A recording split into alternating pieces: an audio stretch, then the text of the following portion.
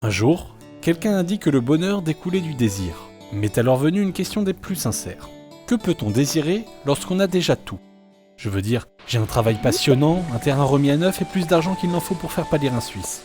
Ce n'est pas vraiment du malheur que je ressens, mais plus de l'ennui. Il me faut quelque chose pour mouvementer ma routine. Quelque chose sur quoi porter mon intérêt. Quelque chose dont je ne pourrais pas bâtir seul. Et il n'y a qu'une unique personne pour me venir en aide. Oui, je parle bien sûr de Hélène.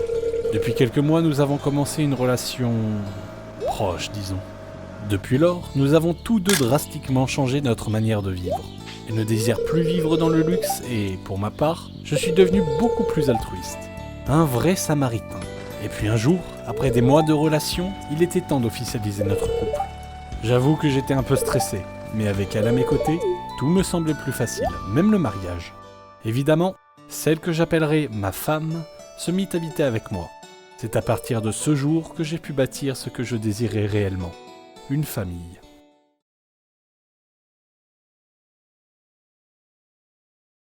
Voilà maintenant 5 longues années que je suis marié à Ellie.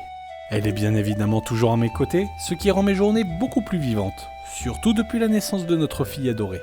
C'est une magnifique bambine qui, j'en suis sûr, sera une battante et tiendra d'une main de fer la ferme. Le village est aussi beaucoup plus animé depuis la réparation du centre communautaire. Car oui, après une longue année de course, j'ai, un jour, réussi à compléter toutes les réclamations des cheminots, qui ont entièrement réparé la bâtisse. Bien entendu, les villageois n'ont jamais entendu parler de cette histoire d'esprit de la forêt. Pour eux, j'ai travaillé d'arrache-pied pour réparer de mes mains le centre, ce qui n'est pas entièrement faux. Lewis m'a même remis le prix d'héros de Stardew Valley lorsqu'il dirigeait encore la ville. J'aurais adoré le succéder, mais le sort a désigné quelqu'un qui s'est magnifiquement illustré contre Joja. Quelqu'un qui a su mobiliser tout le village et qui a amplement mérité le rôle de maire. L'entreprise de Joja Market a d'ailleurs fait faillite. La réparation du centre leur a porté défaut et a rendu Maurice complètement dingue. Enfin, il était déjà sérieusement atteint si vous voulez mon avis. Après leur départ, Pierre y a fait construire une salle de cinéma, ce qui attire les jeunes de tous les villages aux alentours. En 5 ans, tout a drastiquement changé à Stardew Valley.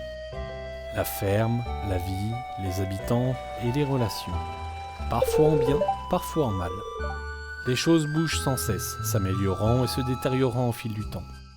Mais tout ça n'a aucune forme d'importance, car à l'heure actuelle, la seule chose qui m'importe est le bonheur de ma famille.